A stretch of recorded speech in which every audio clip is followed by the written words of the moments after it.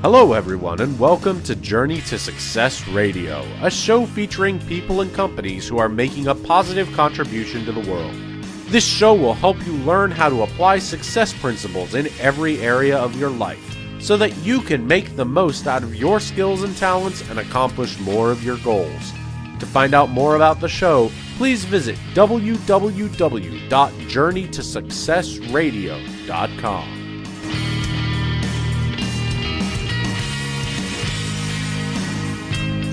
Hello, everyone, and welcome to Journey to Success Radio. My name is Tom Too Tall Cunningham. I'm a Napoleon Hill Foundation certified instructor and resiliency expert, helping people to think, speak, and act positively through the many and varied challenges of life. You can find out more about me and this interview at my website, which is Tom2 and Tall, TALL.com. I have an amazing guest today, someone who lives by me here I'm in Mississauga, just outside of Toronto in Canada, and James is someone who is a Canadian as well. James Erdt is the visionary and founder of Dynamo Entrepreneur, Joyzone Inc., and Fitness Star International, which are innovative, socially responsible organizations dedicated to guiding people of all ages in fitness, nutrition, and inspiration with leading-edge products, speaking events, and workshops. James has proven time and time again that he has the perseverance, resourcefulness, and vision required to meet the greatest of challenges. He now shares his story of overcoming addictions, negative environments, spinal surgery, and near-death situations as a young man with others to support and inspire them on their own life path and evolutionary journey. He is very actively involved in philanthropy and chooses to give back on a global scale.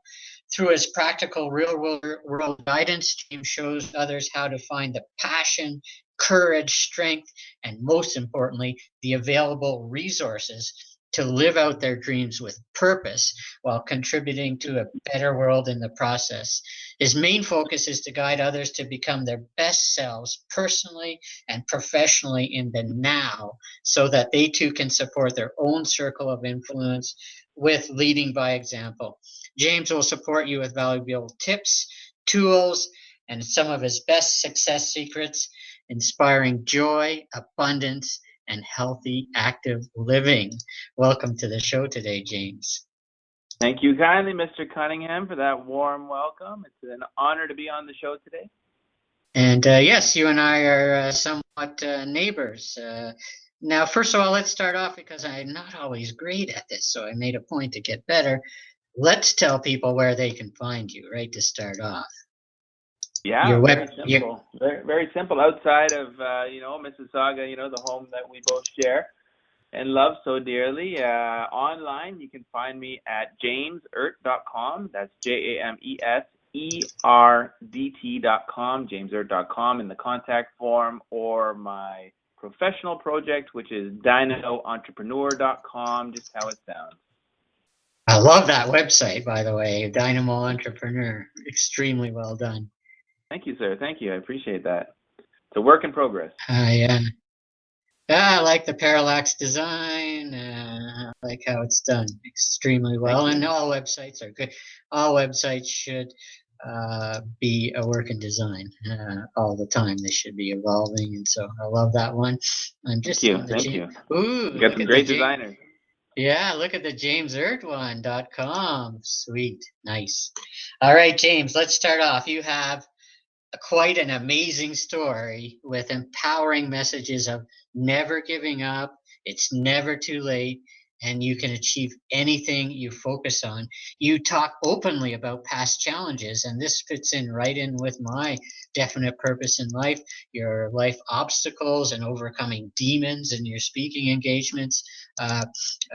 Share a little bit about your life story and hardships as a young man and what led you to consciously turn it all around.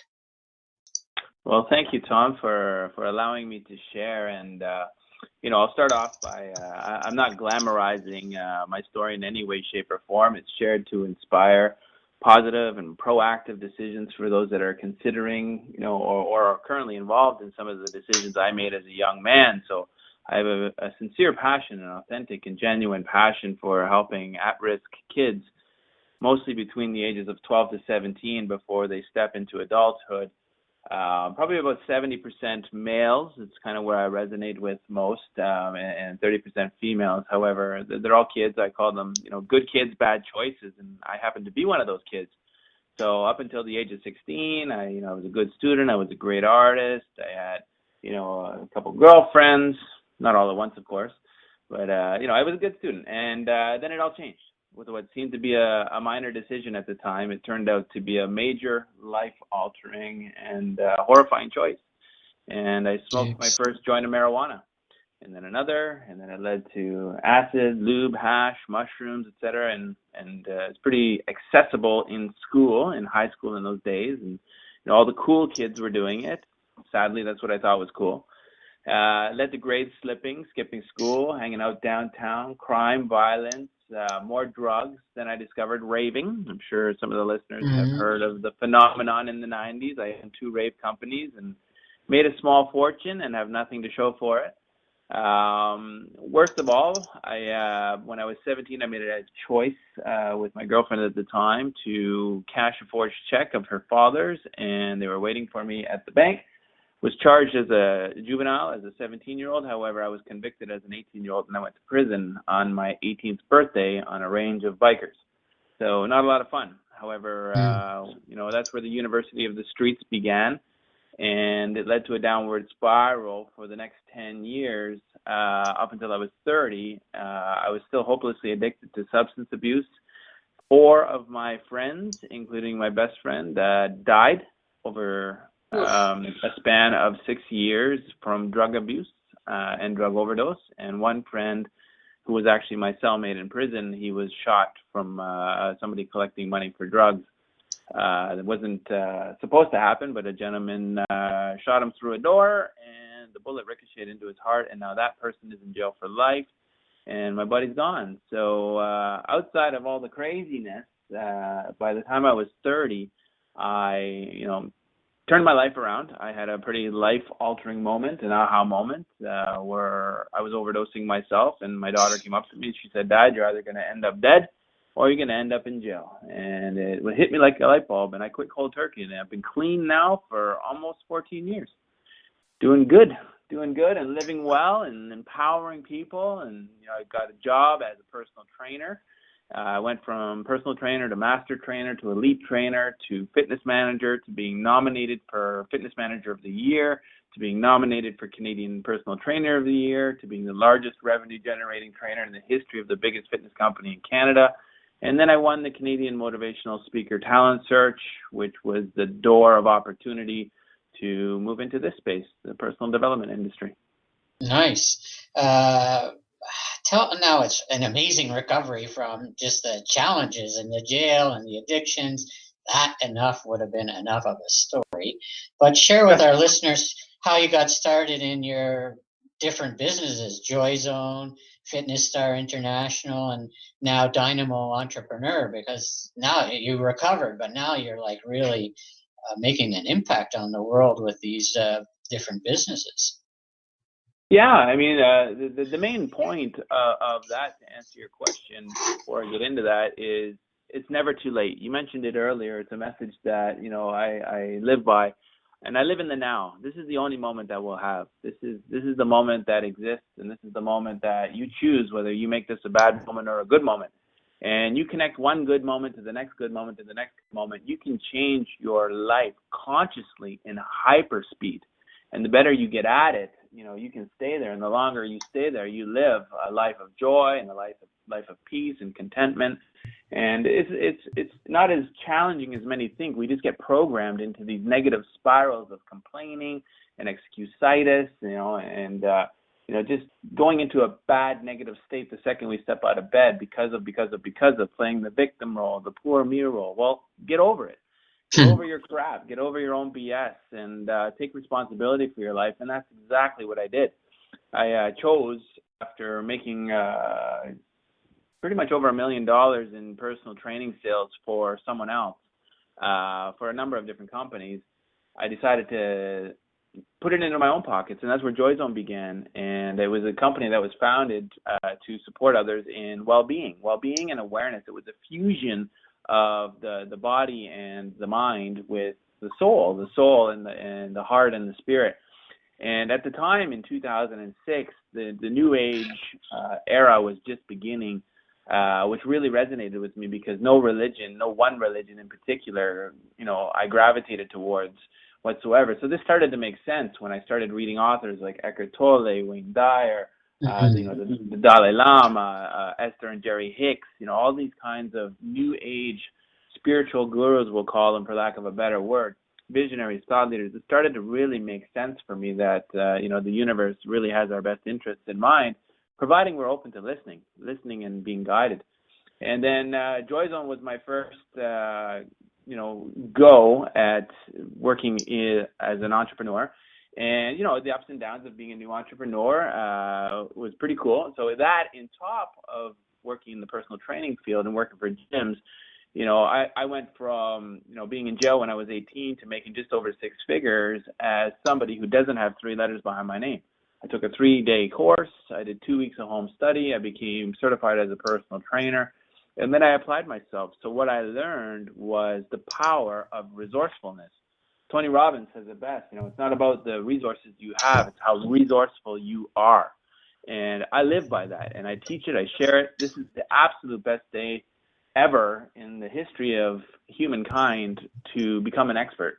The tools are so easy and so accessible and so inexpensive nowadays. As long as you know where to find them and apply yourself a little bit to learn how to use them or grab a mentor or two, you can change. You can create miracles nowadays with the internet. So then I moved on into a company called Fitness Star International, and I started competing myself when I was still with Joyzone. I wanted to see the other end of the scale. I went from being extremely unhealthy from the ages of 15 to 30 to the epitome of health. After 7 years, every cell in your body regenerates. So I've now regenerated a couple times and feeling like $1 million. What I've done is I took that health and well-being to the stage. And, as an adult competitor, I started competing in physique competitions, fitness modeling competitions at the time. It was very early days where it wasn't, the big bodybuilders of the drug era, and it wasn't the skinny minis of the fashion world. It was the fitness modeling world, and it resonated with me. So I placed second in my first competition, third in my competition thereafter. I did a couple more competitions on the Canadian scale, and then I had to have spinal surgery. So I had 4 blown discs, 1 ruptured disc, and some severe sciatica, which crippled me for a little while, and I had to rebound through that. Got back on stage again, and I did it through nutrition the next time versus weights, lighter weights, more nutrition-based. Had some really great results, and then I just couldn't compete anymore because it was too hard on my body. So I wanted to give it back to others, the discipline that it takes to step on stage. My hat's off to anyone ever who's ever done that before. And if you haven't, it's a wonderful experience because you get the best of both worlds. You get the discipline world, and then after the show's over, you remember how awesome it is to eat. Eat proper, cheat food, to go out and have a good time cheating a little bit, and obviously in moderation. And basically it inspired me to open up a magazine, a fitness magazine, a fitness network, a model search that took me all the way to India. I held Fitness Star Model Search India. And I've actually finalized a buyout offer 4 days ago now. It was sold on January 15th, 2015. I accepted an offer, and I got the last check 4 days ago. So I've moved on into my new brand, Dynamo Entrepreneur, which you know of, Tom, and it's about living well and doing good and supporting entrepreneurs, speakers, authors, internet marketers, coaches, experts, gurus, to be, to have a place to go, which is a one-stop shop for everything and anything they need to do good in the world. Amazing story. Now, winning the Canadian Motivational Speaker Talent Search. Wow, very cool. What was your topic?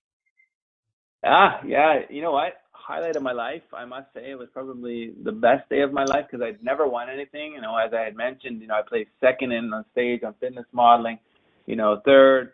I even did a 7th. I did a 10th in bigger categories. You know, I've entered a lot of competitions, never won anything. When they announced my name from the 3-minute speech, because it's kind of like American Idol, it's instead of singing, it's speaking. They have audience voting. And my topic was the power of choice. Power of choice. And it was based a little bit on my story there. However, it's a combination of speaking, the content that I had, in addition to the context of your delivery. And I'm a very passionate, fired up person.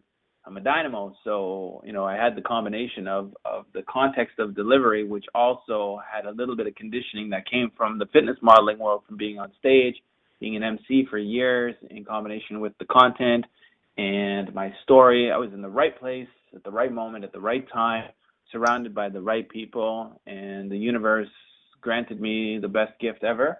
60% of the votes, and the other 19 speakers split the other 40%. So it was the biggest aha moment, opportunity of my life, and said, "Hey, here's your gift, here's your purpose, here's your voice. Time to go out and use it." And it took me since 2010 now, 4 years before I've actually stepped into the role full tilt. So just had to clean up the rest of my businesses and move out of one space and into another. Because when the glass is full, you know, it overflows. So I needed to empty half that glass out in order to move forward to what I'm doing now. Wow. Quite an enormous win, like overwhelming win. And that's not even overwhelming, close. to say the least. Enlightenment, like pure enlightenment. Amazing. Now, one thing I really admire about you is all the philanthropy and charity work you do. Tell our audience a little bit about that, because that defines a lot of who you are. I absolutely love it. It's my fuel. It's my fire. It's my spark. And the best part is when you're in the field and you have a direct impact on a young person, and they're looking at you with tears in their eyes and thanking you for being here in this moment with them. Priceless, absolutely priceless. I've been involved in the charity sector since 2006 when Joyzone started. And long story short, there was an organization that had a group of kids, a mentorship program for in Oakville, actually. Kerr Village. A lot of people don't know about Kerr Village in Oakville. It's a very low-income community. Yes, there is a low-income community in Oakville, and yes, they are the people that work in Tim Hortons pouring these snobs coffee that want to push them under the rug and, you know, give them a one-way ticket out of town. Well, they're forgotten, and I took a love for going in and getting to know them and mentor them and guide them and volunteer and deliver cribs to moms that can't even afford them, to, you know, support their babies, do food drives, do garage sales to raise money, walkathons, have the kids, you know, standing in grocery stores collecting donations, etc. So I started my roots in giving back, you know, as a way to you know, pretty much heal myself to begin with, and then I just fell in love with what was going on. However, I did see a lot of corruption. I saw a lot of greed. I saw a lot of mismanagement of funds. I saw a lot of just political crap, and in a sector that I thought would never have something like this. I was naive to it. I went in. The final straw for me was when the group of kids were building an after-school program, and we're building a theater. We're turning a theater into a basketball court, and I have something called the gift of ask. Now, when I do sales in, you know, the regular sales world, I have anywhere between a 70 to 80% close ratio, which is generally pretty high for the industries that I was in, because the average is 30 to 40%. So I doubled that. However, when it comes to charity and philanthropy and really good, heart-centric, authentic, genuine causes, I have a 100% closing ratio. So one of the things I got for the school that was being turned into this after-school program, this theater, was a concrete floor. So I got $25,000 worth of concrete to level out the theater, because if you know anything about a theater, it's slanted. We had to take out all the chairs and fill the theater so the kids don't hurt themselves. And the entire thing was mismanaged and made me look like a fool to the gentleman from a fairly large construction company, one of the largest in the world. I was actually personal trainer to the gentleman's wife. Made me look pretty bad. They obviously understood what had happened, and it wasn't me. However, it opened up my eyes. So then, shortly thereafter, the group of kids that were being led by a lady who had just had enough from the executive director that was running the program at the time, we'll leave the names out, came to me and said, "Hey, we want a new home for these 14 kids." And I was like, "Well, what do you want to do?" And they're like, "Well, you're in the field. Can you help us? Can we put them under Joyzone instead of this other organization?" And I'm like, "Well, Joyzone is a for-profit company. It's a corporation." And they're like, "Well, what you stand for, is perfect fit." So they became the Joyzone Youth in Action.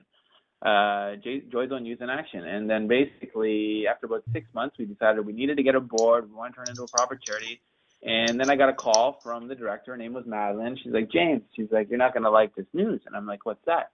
"The board that you've selected with me have voted you and the company out to be the governing body of this particular group of kids because it looks like the perception is reality, and perception is reality. The perception is that you're looking to earn money through this when it should be a charity, and the board thought it was the wrong message." And I was like, "Okay, then just put me back in the front lines with the kids." So that's what I did for 6 months. I went back into the front lines, and I just do this. I don't talk about it. I'm sharing it with you right now because you're asking. What happened was about a year in, we filled up the board. There were 12 people, and then I got another call, and they said, "You're going to really like this news. You've been elected as the chair of the board," because they saw where your heart really was. And that was the beginning of my love for philanthropy. And then ever since, I've done many, many, many projects, too many to talk about right now. However, my latest and greatest and, some of my life's best work is happening right here, right now. We're actually opening up a ranch for at-risk kids with the Six Nations land up between Hamilton and Cambridge. So we're just putting together the proposal for the funding. I'm actually going to a meeting right after this for the fundraising tool that we're actually presenting to Rotary clubs, Rotary International, based on a book that just became an Amazon bestseller, my first Amazon bestseller, Dynamo Diaries. So they want to do something called Rotarian Rituals, very similar. However, it would be a fundraising tool to generate income and awareness for the ranch for at-risk kids, which is close and dear to my heart. Wow, amazing. Another initiative or project that you have coming up, which is very cool, is digigiver.com, digigiver.com. Explain this project. What is the vision for it? It's a very cool project, and my audience members will love to hear about it. I'm very proud of this particular project. It was actually created about 4 or 5 years ago, and we had together a team of 6 people to get involved. We had people from the financial sector. We basically covered, a good 20 hats with 6 people. Very, very talented men. They were all men at the time by default. And they basically, we got together, and it was just a little bit bleeding edge. It wasn't leading edge. Bleeding edge meaning it's almost too far out there to grasp, turn into reality. Leading edge is something that can exist in the real world. At the time, it was a little bit bleeding edge. However, the premise behind it is to be the Facebook of giving. The Facebook of giving. Digigiver, it stands for digital giving, right? Digital giving. And anything digital can be copied at no charge. It's very green. No animals were hurt. No trees were knocked down. And there's 0 carbon footprint. It's a very responsible project to basically generate a page for the Digigiver. So just like a Facebook user would have their own page, their personal page, a Digigiver would have the same. And they're allowed to pick 1 to 3 charities of their choice. They can pick one charity and donate 60% of money raised, or they can pick 3 charities and divide it into 20, 20, and 20. So let's say, Tom, could I ask you kindly, what would be your 3 favorite charities? World Vision, Mercy Ships, and the Arthritis Society. Okay, so World Vision, Mercy Ships, and the Arthritis Society each would get 20, 20, and 20. Let's say I love your campaign. I absolutely love Tom's page and what you're doing. You know, in digital, you can create art, you can write, you can draw pictures, you can do graphic design, you can create music, you can do poems, all of which is digital. And you can give a gift to me to complete the giving-receiving cycle when I give a $100 donation to you. Now, that $100 gets divided up amongst your 3 charities, 20, 20, and 20. 20% goes to sustaining the network. It's actually a for-profit vehicle that gives back 80% of its money. The remaining 20%, you know where it goes? Where's that? Your pocket. It's answering one question. What's in it for me? That every single human being on earth has, and it's the reason why most charities are not sustainable. So I was attempting to come up, having had experience in 2006 in the charitable sector, brainstorming, heartstorming, what can do more good on this planet with the current existing charities. There's 10,000 charities in Canada alone. I can just imagine the U.S. and the world. Instead of recreating the wheel, why not create a tool or a hub that supports the existing charities where they can go and they can raise awareness? So each of the charities, the 10,000 charities, would have a page. It would be a complimentary page. We would give it to them to raise awareness. A lot of these young people that don't know anything about charity because they're so overstimulated in this chaotic world of, computers and internet and, introversion, they basically can get educated now because they're already online, even if they only have one charity that they love, or they can create a good cause and raise the money. So they're going out now, and we're showing them to live well. So the first part is living well. The second part is doing good. We've covered the doing good. The living well now, we have a system, a 5F-word system: food, fitness, family, finances, and fun. Food, fitness, family, finances, and fun. Having a balance of all 5 Fs is going to allow you to be stronger, to be more confident, to give back to the world on a scale that you were not able to give back before. Example, when the plane is going down and the flight attendant says, hey, you put the oxygen mask on, do you put the oxygen mask on you or do you put the oxygen mask on your child first when the plane is going down? What do you think, Tom? You put it on yourself first. You're no good exactly. to your daughter if you can't help her yourself. Yeah, you hit the nail on the head. It's exactly right, and that's the focus of my organization, is to supporting the individual to get selfish in health. Get selfish in health and taking care of yourself first, so you're better and stronger when those inevitable storms are coming. We can't predict the storms and what's going to happen in life or the tests that the universe has for us. However, we can take care of our temple. Our body is our home.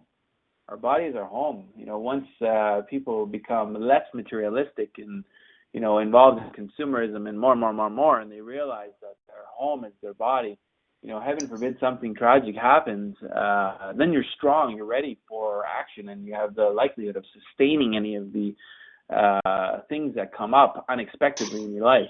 Therefore, the extra bandwidth, money, energy, whatever, you can give back to. So let's say you're rolling around in a Tesla, $100,000 Tesla electric car, and people look at you and they're like, oh, what an a-hole because he's rich or whatever. But then, the buddy goes to him and says, hey, guess what? How many Teslas did you give back last year? That person gave back 3 Teslas in order to have their Tesla. So DigiGiver basically is a model that allows you to live well and live to the best life you want to have, as long as you're giving 3 times more back to the world. Wow. That's an amazing initiative. Very, very powerful. Now, I've heard you speak about a hero of yours that has been one of your greatest mentors. Who's that person, and what did you learn that you have carried forth in your current life from them? That hero is my mother. Wow. That hero is my mother, and she's passed away now 3 years ago. on Mother's Day, and she was a saint. It's the best word I can give her. Growing up in a good, Canadian nuclear family, had a great life, everything I ever needed. Came from a Central European background, which was very, strict. Hence my reason for rebelling when I became a teenager. However, my mother was a philanthropist.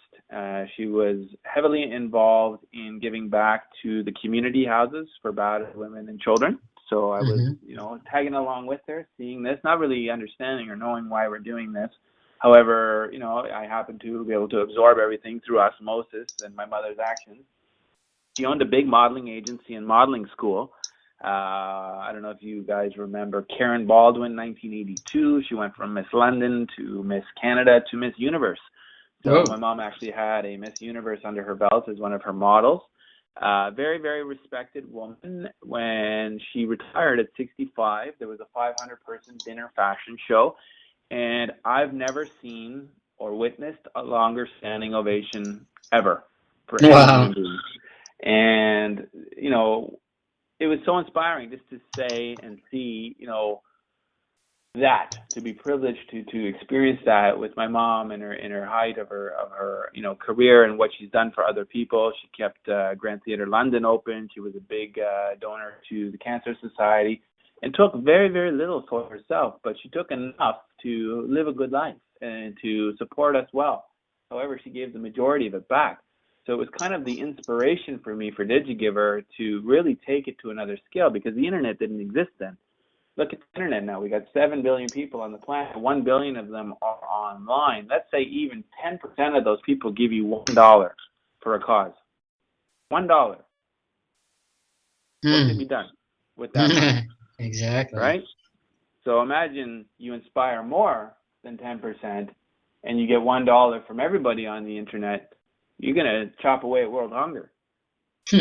Big time, big time. It's a powerful tool. Very powerful.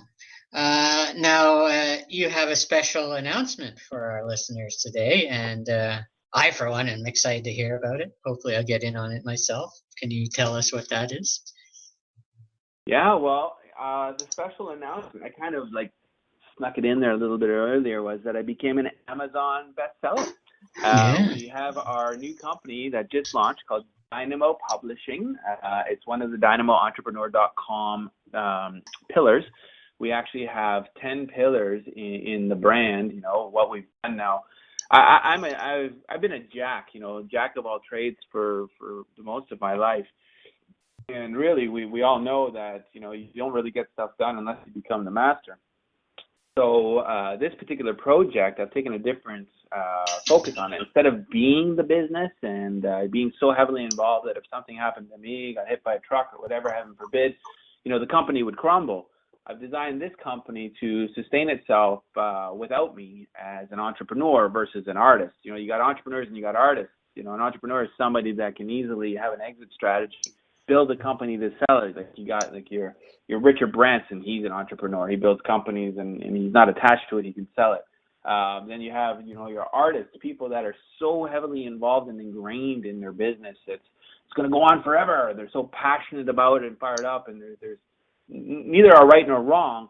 However, this particular project, I'm not attached to it like I was Fitness Star. So therefore, if the right opportunity presented itself, I'm not attached to it. I would move on. I would grow into something else at the time that is needed. So what I've done is I've positioned myself at the top of the brand with 10 pillars right now. We've got the Dynamo Tribe, University, Agency, an Expo series, podcast, which is very similar to what we're doing right here, Creatives, which is a graphic design company for anything and everything you need, from your business card right up through to your website, a book publishing company, a marketplace where you can sell digital products, a rewards program very similar to the student price card or Air Miles, and then I've just launched my own TV show called The Dynamo Show. Wow, The Dynamo Show, very cool. Dynamo Show, yeah, interviewing visionaries, thought leaders, very similar to what you're doing here, and I commend you for it, to give these leaders a voice. Wow, amazing. Now, obviously, someone with such a active mind and such a successful entrepreneur as yourself, you probably have some projects coming up or that you'd like to work on, and share with our audience some of those things that you'd like to work on and that are coming up in the future for you. Yeah, of course. I shared 10 of the pillars under the Dynamo brand. There's actually 12. And if you go to dynamoentrepreneur.com, you'll see when you scroll down, the entire company and all of the divisions are governed by the natural laws of the universe. Some say there's 7. We follow the 12. Law of divine oneness, law of vibration, law of action, law of correspondence, law of cause and effect, the law of compensation, law of attraction, which we all know, the secret, law of perpetual transmutation of energy, the law of relativity, the law of polarity, the law of rhythm, and the law of gender. So each and every one of the 12 divisions are governed by each and every one of these 12 laws in order to come up with the best practices. Now, the last 2 divisions that I haven't mentioned yet, which I'm very excited about, is the number 11 division is called Dynamo Fun. And there's only one rule, one very simple rule: no business. Zero business. It's about a community getting together of leaders. As leaders, we're at the top of the totem pole. There's always number 2 that wants to take you off your totem pole. There's haters, there's naysayers, there's those people that are trying to drag you down.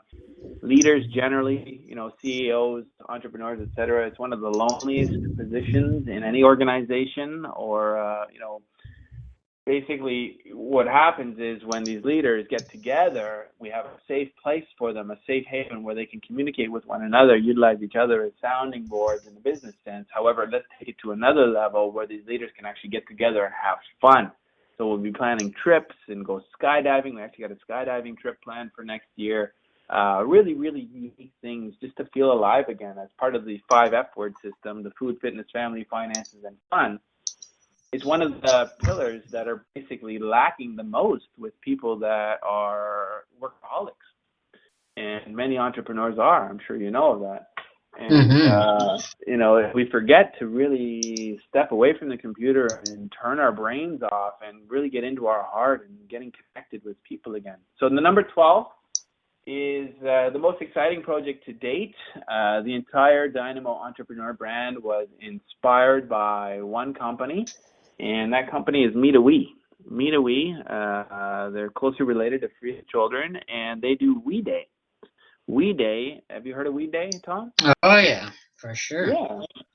So We Day is the inspiration behind my efforts. Mark and Craig Kielberger, visionaries and philanthropists, thought leaders, doing it right, doing it well. They've filled the Sky Dome now numerous times amongst other stadiums around the world with kids advocating for children's rights. Children's rights around the world, and basically they fill the Sky Dome with however many kids. I don't know the number of seats there, 75, 80,000 kids from the GTA and beyond. And it's very interesting. The only way you can actually get in is by doing a good deed. You can't just go and buy a ticket. You have to do something cool. So it's quite a unique concept. So what we've come up with is Dynamo Yes Way. So Yes stands for Youth Empowering Sustainability.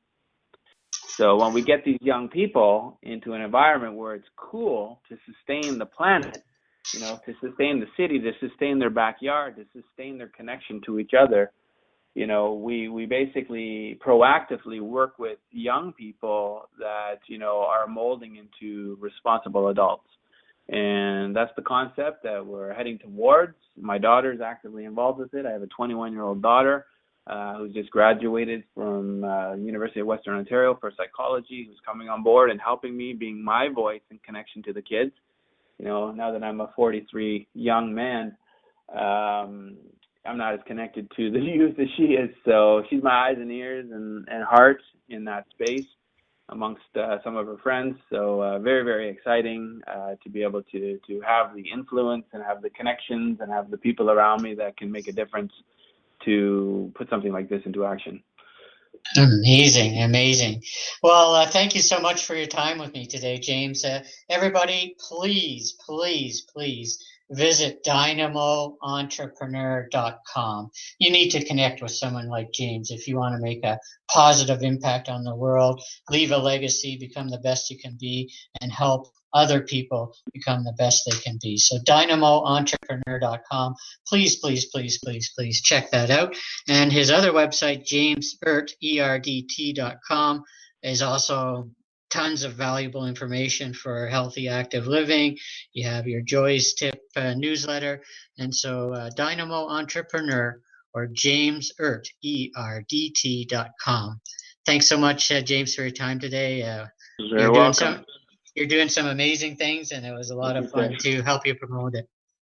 I'm having a blast. On a final tip, plurk, play, work, put them together. Love what you do. Follow your heart. Amen. Thanks so much, James. Have an amazing day. Okay. Thank you for listening to this episode of Journey to Success Radio. If you or anyone you know would like to be interviewed for the show, email Tom at tom2tall.com for details.